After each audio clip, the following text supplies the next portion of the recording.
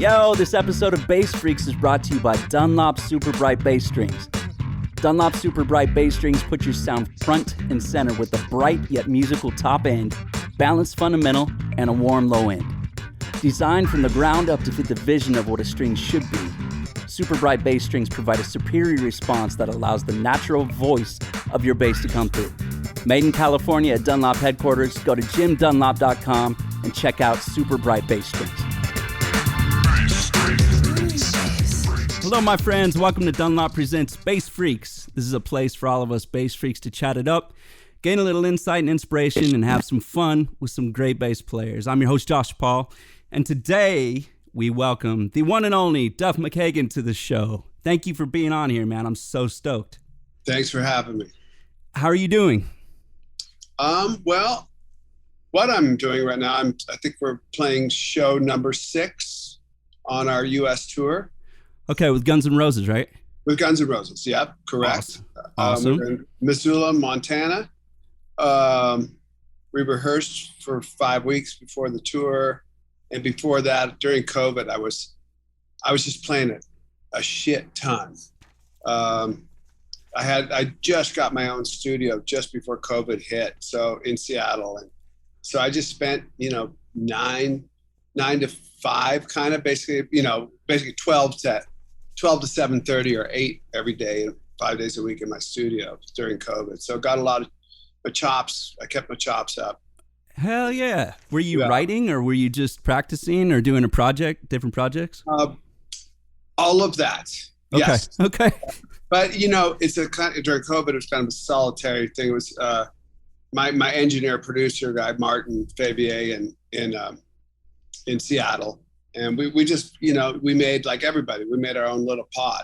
It was Martin, his wife, myself, my wife, and TJ, a guy who works for Guns N' Roses who lives in Seattle, was the studio manager, and just kind of, went down and played drums and kind of got everything going, and recorded a bunch of songs. And then I, before I come down for Guns rehearsals or any rehearsals I do, I pre-rehearse and get my shit together, and then that saves some time for sure. I always want to be ready I don't want to be like, oh shit, how's this thing go in front of everybody. I don't want to waste their time. Right. Well, you are a professional. Yeah. At this point, yes. Yeah. Man, how long? Okay, so when did you do your first record? First ever recording? Yeah. 1979. I was in a punk rock, my first band called The Veins in Seattle. I was the bass player of that band. I had a Gibson EBO bass. Love those. Yeah. I bought it with my paper route money. I'm fairly certain it was probably hot. And that's when bass strings were a fortune. Yes. You would just play the same strings as long as you had the bass, really. And I started playing drums at the same time and guitar. Same time I learned bass. It was like just kind of, there was gear and stuff around my neighborhood, so we would just all jam on different things. And so I made another single maybe a year later, and I was the drummer. And that was a band called the Fastbacks from Seattle, who went on. They made a ton of records, and for Sub Pop and for long career. But then I made a record with the Farts. I was the drummer. The Farts, yeah, hardcore band from Seattle. Okay, you can find them. I'm gonna look them up. The Farts.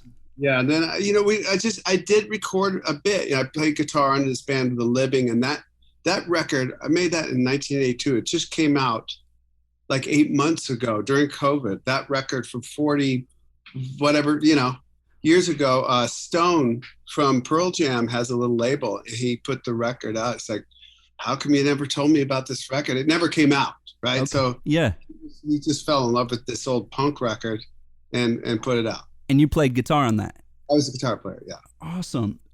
So what drew you to bass? Um, well, I was kind of just drawn to everything, and I still, I mean, really like at home and stuff. I have an acoustic guitar out. I go through spurts on the bass. Like I really got into uh, wanting to learn more about the neck of my bass, you know, Okay. and connecting dots. And I would watch the Stax documentary and really watch Booker T and the MGs and Duck Dunn. And I'm you know, I grew up being influenced more by Sly and the Family Stone, Okay. and then Black Sabbath by far. You know, So I you mean, I got really this didn't come to Black Sabbath soul. until the like late '90s. Oh, So wow. Okay. I mean, really.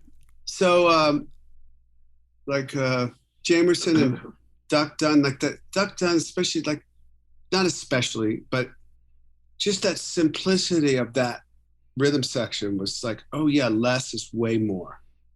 I Less hear you, is so man. much more. And I go through and I'll take bass lessons with like Reggie Hamilton.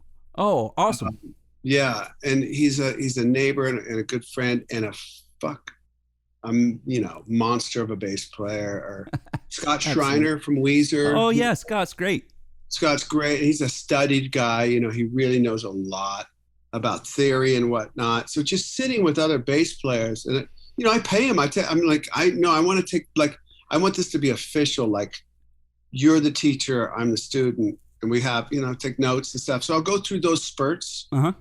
and then I like doing that, and then just being left on my own to like kind of meld that all into my mindset and my muscle memory and make some other those things my own and not just parrot what I learned, you know? Right.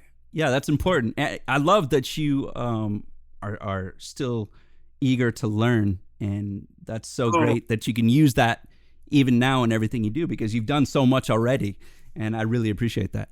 yeah, no, I'm fascinated by by the bass, by more than anything else, you know.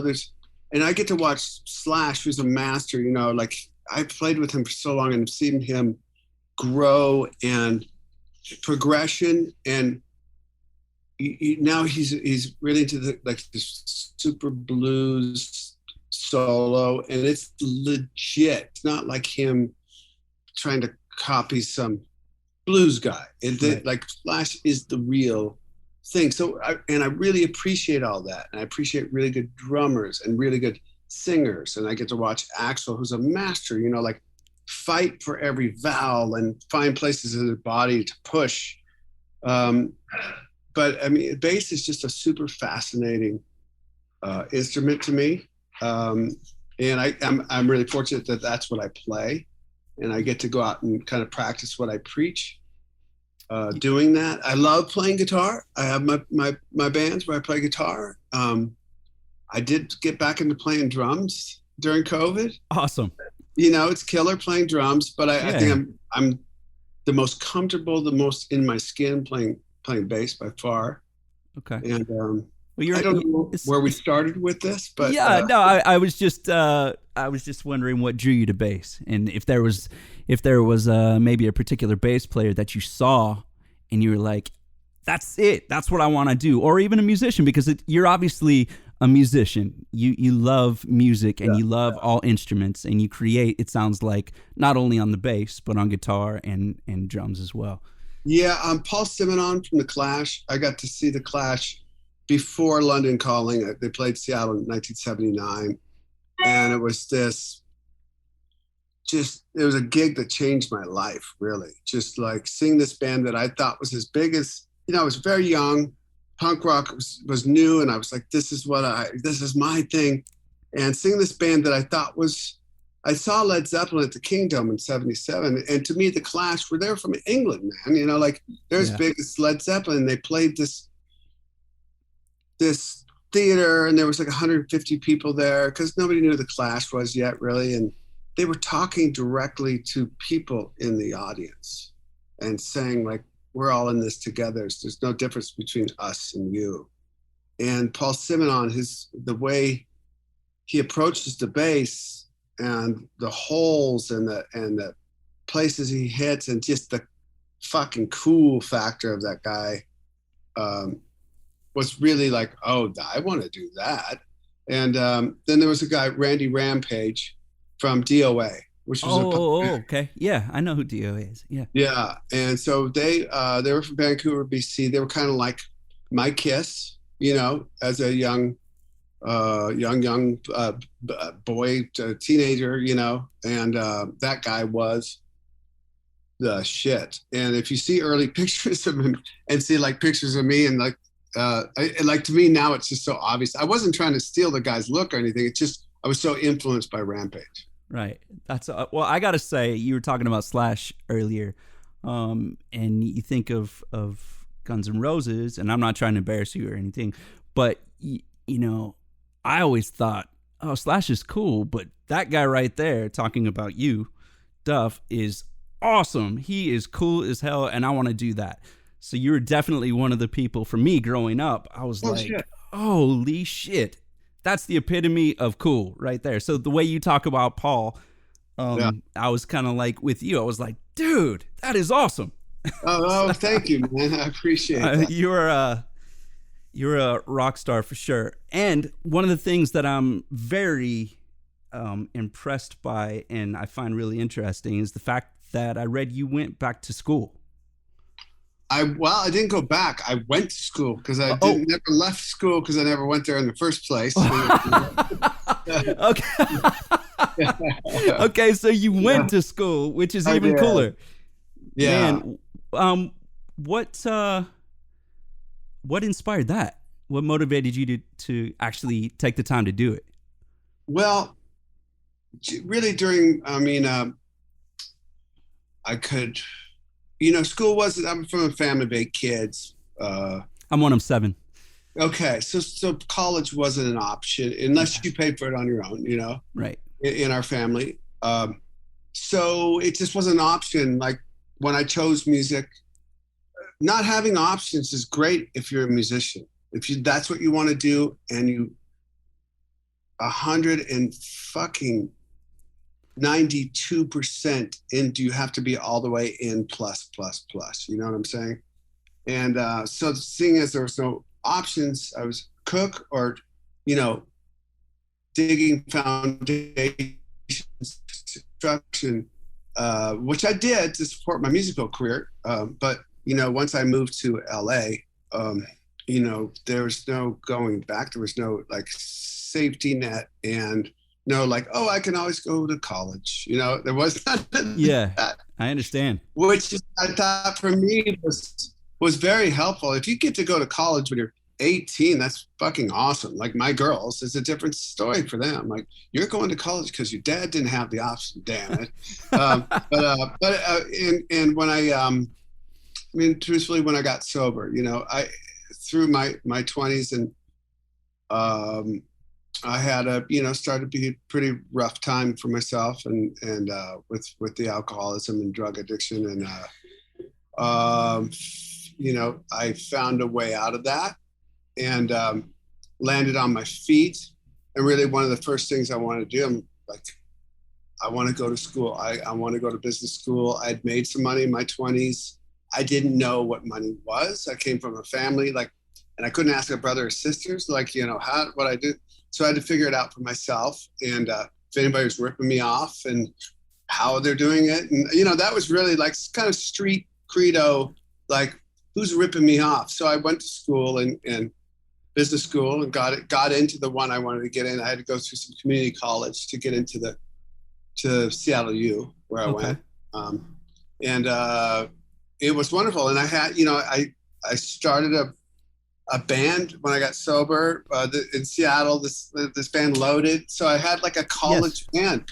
I had a college band, and, spring break, we'd go to Japan and play shows. And I met my wife right in there, and on a blind date. And I had my house, and it was a house I bought to raise a family in, and I met the woman, and we had, she had him, the 2 girls.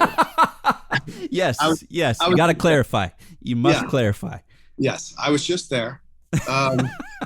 You know, yeah, I went to school and it was great. And I gained the knowledge that I was hoping for. And that's that. Congrats on that, man. On all of that. Thank you. That's like, you did what you had to do. And that's so great. I know, I've thought about going to college. I didn't get a chance to as a young guy right out of high school. I went on tour, but, I know that I would definitely need to clean out some cobwebs before I did in the old brain here. Dude, let me tell you, man, I got into this when I got into the business school. You know, these kids coming out of, to get into this school, they're pretty smart kids, like really smart kids. So what would take them 45 minutes to study would take me 8 hours in the first year, until I really started to like figure out how to study all that stuff that, you know, oh yeah, I gotta learn how to study. And I was making notes on everything, you know, and like. What were your grades like? They were very good. Okay. Did you say they were or they weren't? They were very good. They were very good. Really? Okay. Yes. Your face, people can't see your face right now, but your face told me something different. I thought. No, I was a 4.0 student. Oh, really? Yeah. Kick ass, man. Well, I didn't go there to fuck around. You know? Right. Yes. Yeah. If I didn't know something, I'd go to the professor and like, what does this mean? You know, and I didn't go there to just pass. You know, I was there to learn shit. So. Absolutely, I understand. So you're a musician, you're a songwriter, producer, author, father, entrepreneur. Dude, how do you balance things like career and family and life in general, especially being a musician on tour? It's a contact sport, man. To have a family, tour, work in our weird work world, and keep a strong relationship and raise kids that, you know, something you could stand by, you know. And I have been very fortunate in having a really good wife, and our girls, you know, really been great. But, you know, there's a lot of, especially when the girls were small, like in Velvet Revolver, I'd fly home for, you know, 23 hours for a, you know, a birthday, a thing, this, so, and I wouldn't be gone more. And they never thought I was gone that long because I'd always fly home. And you got to make time, figure out how you can get your family out to you, and can you make it work financially and all that stuff. And then, you know, obviously keeping your head straight. Nothing's good if you ain't good. Right. Be happy if you're not straight. So, I mean, sobriety's been my thing. I'm not going to talk to you about sobriety, but for me, it's been the thing. And me, it's like pushing myself physically in the gym or in the dojo. What are you studying? Huh? What are you studying in the dojo? I've been kickboxing since '95. Ukita-Kon, my sensei is Benny the Jet Urquidez. Oh, I actually went there a few times when I was a kid. Did you? Which dojo? The one, it was in the valley out there. How old are you? I'm 42. How old am I? 44. Oh, so you went to the Jet Center? Yes, the Jet Center. Right. Yeah, that was before me. Oh, okay. Yeah. But so Sensei Benny. Yes. So you know what it is. Yeah. And it's a way of life for me. It's not just a punching, hitting in the ring thing, but it is that. But it's more of a way of life and a way of getting yourself straight and together and centering the mind, body, and spirit. And if I can do that on a daily basis, then I can reach out. I can take care of my family, and I can take care of my tour, and I can get in the gym, and I can I come and sound check. I've got a bass sitting there for warming up. I've got some tunes, today, And this yesterday was a pretty long drive. It was from Fargo to, it was like a 7.5 hour drive overnight, and then we had to just hang in this little town of Montana, figure out some shit to do and work out and stuff. And our driver had to sleep. It was a 10-hour break. Then it was another 9 hours last night. We got here at 3 a.m. I don't sleep past 8, so I didn't get a lot of sleep last night. Yeah. Sleep was not great for me last night, so I'm just trying to pace myself today so I don't bonk at some point. But we got a gig in a few hours, and I'll be ready. I know that. I'm 100% sure for that. Very cool. You're keeping yourself occupied and busy, and it's inspiring. I do nerdy as shit on the road. Dude, I have a little like passport that put stamps from national parks and museums and stuff in it. That's awesome. Yeah, I read a lot of advantage of all of that. I do it. You know what? Yeah. I took for granted a lot of that for a lot of my touring years, and I regret it. But I am also sober. I got sober about 5.5 years ago. But about in a row. Yes. 5.5 years in a row. That's the key part. In a row. Yes. Yeah. So but I decided that I would take advantage of all of those things when I'm out on the road. So kudos to that. Yeah. What basses do you play and why? So I have my jazz special basses that I had found one of these when Guns started. I had a Yamaha B something. BX something like. Yeah. It was like a 1982. And I got it. I traded some things and this and that, and it was a good bass. But what we rehearsed in Guns in those first days was back behind a Guitar Center on Sunset Strip on Sunset, and I'd go in there. I was that guy who went in there and couldn't buy anything. Like I'd look at this bass, I'd look at this. That was me too. Yeah, right. You know the deal. And the GK head, and like I'd look at this stuff, and like, and then we got a record deal, and we got in advance, and I went in and bought that Fender Jazz Special. It was a Japanese-made 1986 Jazz Special, and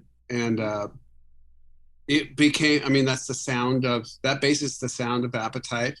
It's the sound of Illusions. I used that bass, that same bass. Oh wow.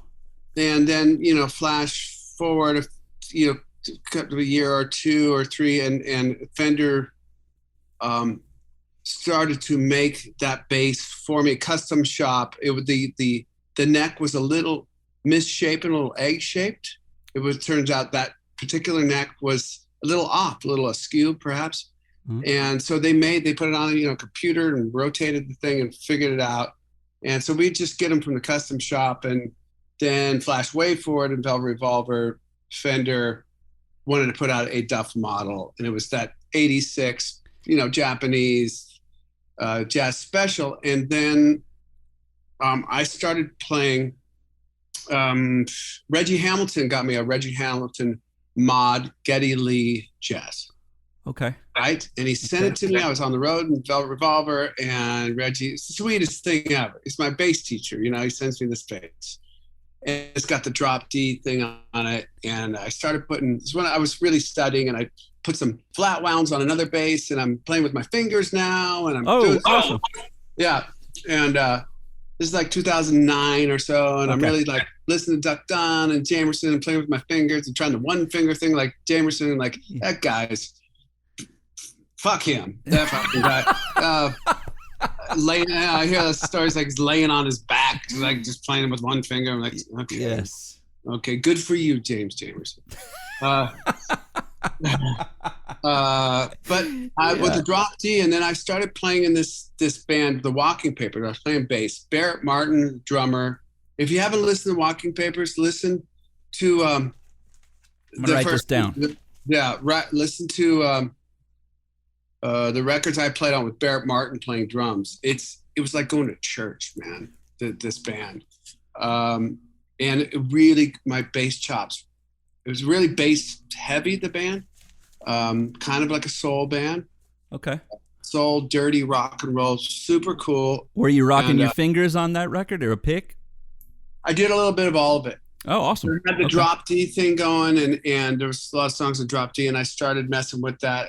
And Fender took notice that I was playing this other bass, and they said, "Would you like to experiment with making your own sort of model of this?" So we did, and so now I have 2 Fender basses, and those are the 2 I play. Is my point? I made a really long answer. That's okay. I like it. I dig it. Yeah, I play my Fender, both my Duff models. Very cool. And they're both really great basses. And I have a bunch of other basses. And Slash, for Christmas, he got me one of Lemmy's studio Rickenbackers, which I don't know how to repay him for that. And if you got any ideas, please let me know. What am I going to get him? Yeah, you know? I don't. I'm sorry. I'll think about it, though. Yeah, think about it. So I've got other stuff. And Gibson, they got new ownership, and I happen to know one of the guys with the company that bought them, and he sent me, like an EVO, basically, a little 3/4 scale, like your first one. Yeah, very cool. Sent it to my house, like really nice of him. Like, oh, this is cool. You can shred on those little 3/4. Yeah. So I have other things, but live and in the studio, I use my basses. A lot of your tone. Is there a chorus on there? Is that what I hear, or is it? So yes, I saw a band. Really loved this band. They're called Magazine. The singer from the Buzzcocks formed a new band, and they were called Magazine. And it was kind of a post-punk band. And I saw them play at the Paramount in Seattle, and the record was just so good. A lot of people reference that band that I didn't really realize did. But the bass sound on that was this monster sound. And I asked Kurt Block, who's a guitar player from Fastbacks, who knew everything about everything. I'm like, what is that sound on the bass? I'm still in Seattle. He goes, oh, he has a chorus pedal. Wow. I'm like, a what? So I got one, and, Guns, we started, writing songs and playing live shows, and I would put that chorus pedal in certain points, like the beginning of Sweet Child of Mine, or and then the breakdown in Sweet Child of Mine. I wouldn't have it on the whole time. Okay. Beginning of Michelle, really cool for intros. Pretty much, most of Rocket or Rocket Queen. Throughout my whole Guns, and even Velvet Revolver, you'll hear my chorus pedals. I've used the Dunlop chorus pedals. Scott Yoshida was at Dunlop for a bunch of years, and but the original one I got was this old Ibanez guitar chorus pedal that I got for like $30 that somebody had, and I'm like, well, that's a chorus pedal, and it works. You still use that one out on the road? Yeah. Very cool. Very cool. What other pedals do you use? No, I don't. No. Okay. Just the chorus pedal for those particular parts of the songs. Yeah. McBob triggers it all on the side for me. Very cool. Or stomps on it, because I stomp on them too hard out on stage. He goes, it's not a stomp box. But wait, that's what it's called. That's what it's exactly. Yeah. You get me, man. I get it, man. What about amps? Okay, so my GK, was like the thing I always went with at the beginning. That's the one I bought at Guitar Center. Beautiful amp. I had 2 EV 400 watt speakers in an acoustic cabinet. Frankenstein, amp setup. And then, McBob came in and we got more pro. But that acoustic cabinet stayed out with us for quite a long time. And then GK started to advance in the 2001 RB and the other heads, and nothing else worked for me. GK was the thing. Yeah. But Fender, I am a Fender artist as well, and they developed this bass head, this Super Bassman, that is, there's a dirty channel on it, and it has the dirty with all the low end. You pull out the low end, and it'll make you go take a shit. I'll just say it. and so now I have, so that's my grind. I don't need a pedal for that. I have an amp. Oh, cool. So for the grind, and I just have that. I have 2 amps. I have the GK. Yep. And I have the Fender Super Bassman. I'm not sure what do I have what am I coming out of for a direct? You're coming out of the back of the GK. We also That's how I do it too. Radial DI, and then the 2 speakers of each, a 410 Fender. Yeah, the 410 Fenders are just. I would never see myself playing through 10s. And a 15 GK. And a 15 GK, yeah. Okay, so you're mixing and matching. It sounds like it's working really well. Yeah, it's not a lot. It's like we're playing huge places. You would think, oh, this guy's playing like a fucking 4 stacks, and I'm not. I got 2 heads and a 410s and a 15. Okay. Yeah. Awesome. You're keeping it simple. I like that. Yeah. Very cool, man. What about strings? I've used the Roto Sound swing bass since day one. I bought a pack of those, about new strings, and I don't know how I bought those ones, but they really that's key to my sound. I used a Dunlop 73 Tortex, and that's also a major part of my sound. It's got enough snap that it's kind of funky, and that goes back to my Sly and the Family Stone and Prince and Lakeside and Cameo, that I couldn't slap, and I didn't want to be a white dude trying to slap in the 80s. That is not to me. It's not sexy, So, but this Tortex would give it. I like to slap the bass a little bit. No. It's fine if you really know what you're doing. But I would have sounded like one of them fucking. I don't know. It wouldn't have been pretty. Trust me. Because there's guys like probably you and Shriner, who can shred. But I just wanted my own thing. And I wanted man. Absolutely. I could really I could pull off, and it would sound like kind of like you're pulling off with your fingers up on the G string, or whatever. Yeah. So those are my 3. Really, the pick, the strings, the bass, the amps. I also used Dunlop strap lock. Oh, cool. As it saved my ass. I wouldn't play. I wouldn't do anything else. I'm not trying to be a company man here, but it's the truth. And I know McBob uses the cleaner setup that you guys have, that Dunlop has. Yeah. Especially the string cleaner. Because there's some basses I only use on I play about 4 different basses. We play a pretty long set. So I have different tunings, and so I'll get another bass for that tuning. So some basses I only use like a song a night. I got you. 2 songs and whatever. And so instead of putting new strings on, he just cleans them with that stuff and keeps it all good. Awesome. What's your approach to songwriting, and how has it evolved, or has it evolved over the years? Is there anything that you do that's special? You start on the bass, really, on the guitar? It doesn't start on the bass, rarely. I went in and did a record with Chad Smith from Chili Peppers and Andrew Watt. Awesome. For the Ozzy Osbourne record. Awesome. And we wrote and recorded that record in, 4 days? 4 days. Yeah, we wrote and recorded the whole record, that Ordinary Man record. Yeah.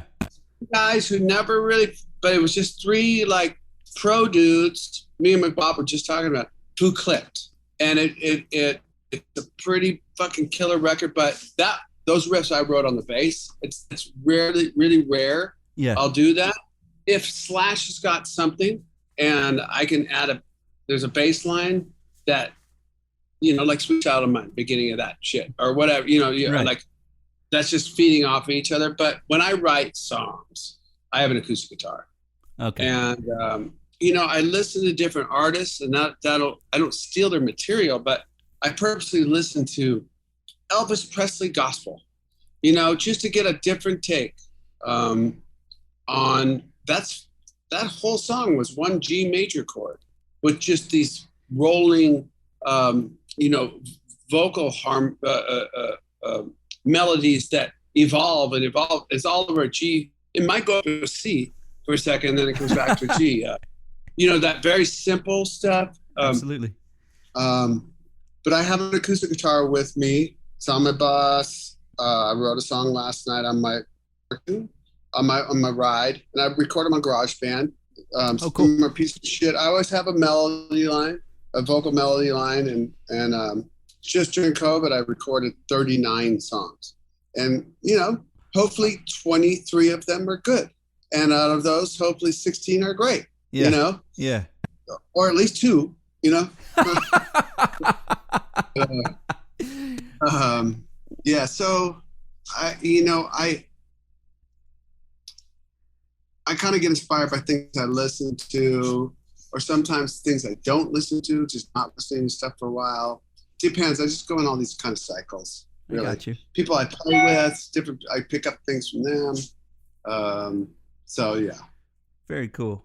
That's awesome. I mean, you're grabbing inspiration from different places, and that's great. Are you going to put those out at all, you think? Yes, we're just got to find a time. You know, I can't do it in the middle of like a Guns tour cycle. Right.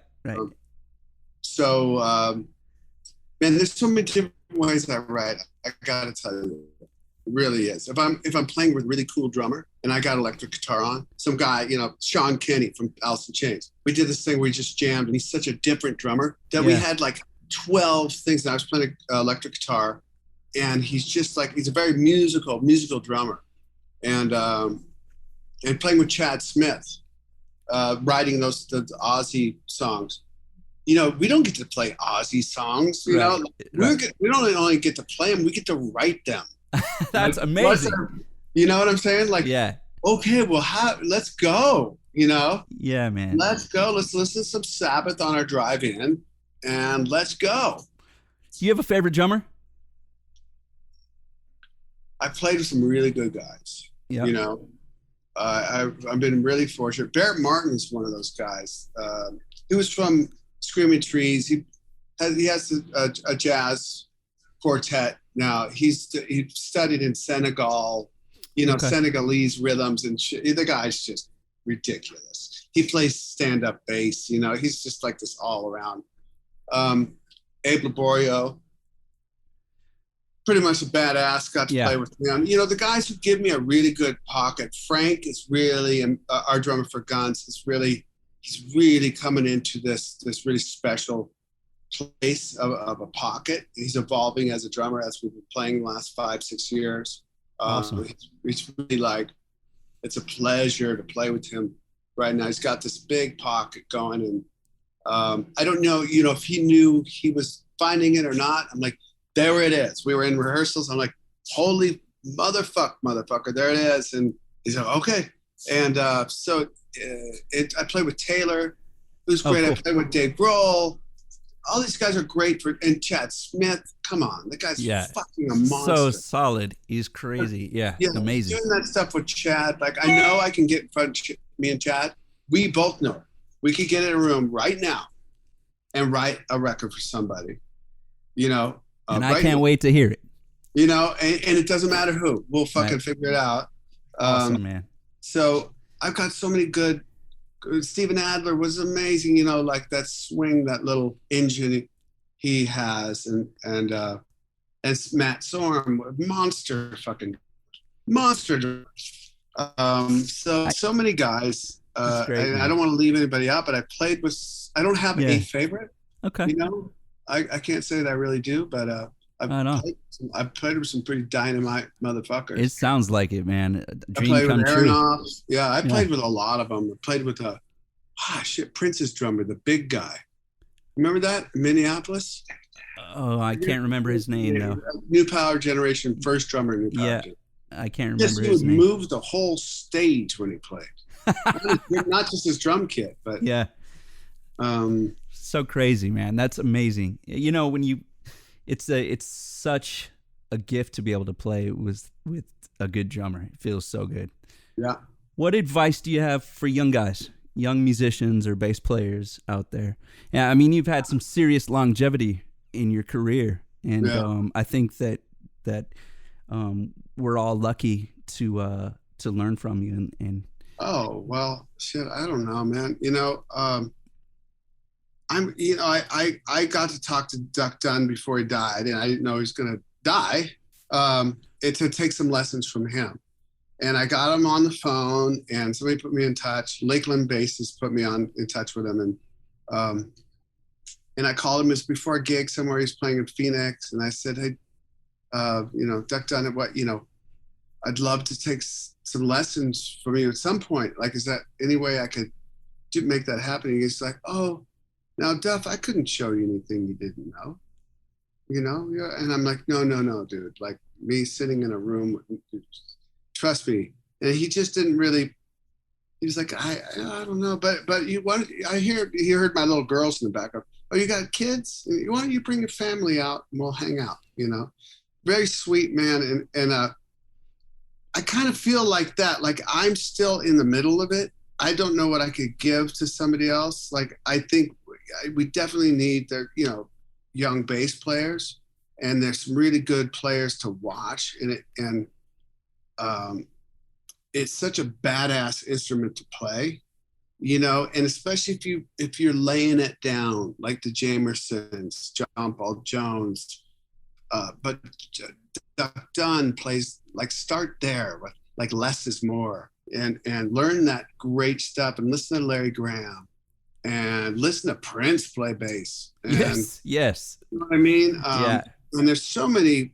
The bass, to me, is just such a mystical, fucking cool motherfucking instrument to play. And it's not about, you're keeping the whole band kind of on point. The bass player is the one who connects the drums to everything else. You got to keep the drummer, like, got to have all right, dude, we're moving now. And you got to communicate that to somebody like Slash, who plays with his eyes closed, but he trusts me that I'll get him to the next point, and Axel, who's, the bass player is it's kind of a bigger gig than just playing bass. Right. And not saying just playing bass, because playing bass is a contact sport as well, Right. Learn to sing too. Learn to sing if you're young. Really study some good lead singers, some good backup singers, and don't scream into the microphone if you're a backup singer. Sing, and don't sing loud. Yeah, because you're gonna get out of the bars soon enough, and the PAs are gonna get better, and you're gonna be screaming through that PA, and people are gonna be putting their fingers in their ears. Like, sing. That sucks. Right? That's happened to me, I'm sure, many times. Well, all of us. We were backup singers, like, yeah. Like, right? Oh man. So, we know that you have sort of broadened your horizons and not just playing music. You went back to school. You're an author. You're a businessman. What other career opportunities do you think would be good for as a bass player or budding bass players and musicians? Man, I mean, I don't know anything else than just to start a band and believe in your thing and go, pin your ears back and go forward. Yeah. I don't know anything else than that. All the other things that came in my life were side results of me just pinning my ears back. Okay. It's about the truth, man, like feeling the truth, and don't, you can smell bullshit. Yeah. Don't do the stuff where, trust your instincts. If it smells like bullshit, it is bullshit. So don't do that. And, I have a radio show on Ozzy's Sirius, and I call it 3 Chords and the Truth, and I try to play songs on there that kind of depict the truth in rock and roll. That's my saying on the thing, but it's not just my saying. It's just like, I don't know, man. 3 Chords and the Truth. Form a band, get the right people in your band. Don't settle. I moved to LA to finally I played in so many bands before Guns N' Roses, so many. Yeah. And I finally got in this band. I got in this room. I'm like, oh my God, I think it's that guy's good and that guy's good and that guy's fucking, these guys are all fucking great. I think we have the band, I think we have the band. And we all kind of realized that, like, oh, we all finally found each other. And so find that band for you, whatever that is, and go, man. I don't know if you got to worry about streaming and fucking how do we do it now. And I don't know. Who cares? Go for it. Persistence. It's magic, man. Yeah. Speaking of all the streaming stuff, how do you feel, like, especially with this pandemic, and the touring situation is up in the air? Where do you think it's going? I mean, we're touring and it's very interesting right now. Yeah. Fingers crossed. Yes, sir. We're masked up all the time. We're in this like bubble, not going, there was a cafe in this little town I was in yesterday. We're like, nah, let's not go in, let's not go in. We can't do those things right now, because if I get it and I go to the next hotel in a major city and I get the front person, desk person sick, then everybody in the staff, and then they've got to close the restaurants and they got to close, I ain't going to do that. It's very, very smart, very thoughtful. Well, very, I mean, we don't want to do that. But you're actually thinking about it though, which is, it seems obvious, but maybe it's selfish. We want this tour to go on, but it's not selfish. We just don't want to I don't want to get anybody sick, man. Right. Yeah. And, you're being safe. That's awesome. Yeah. That's as it should be.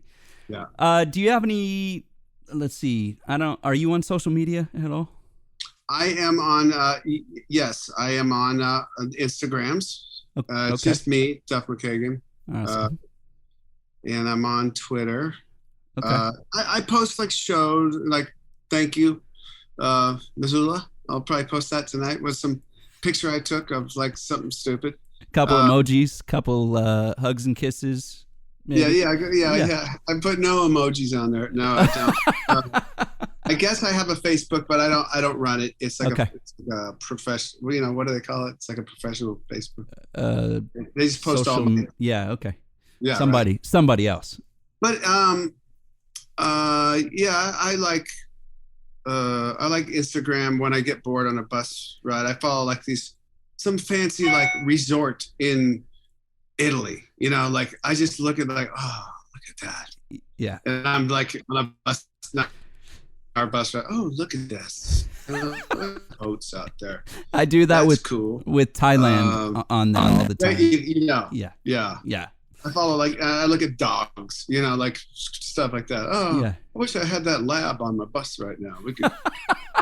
Man, I really thank you so much for hanging, and I appreciate you very much. Well, thanks for taking the time, and good luck on the tour. Yeah, I'm hoping to see you sometime. Any last words for our listeners?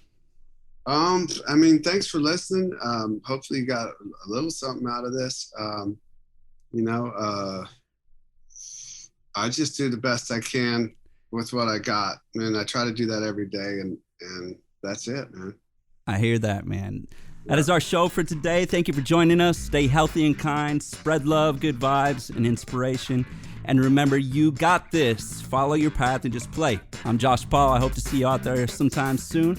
And thank you so much to Dunlop for making the show possible. Be sure to check out Bass Freaks wherever you get your podcasts. Cheers to you.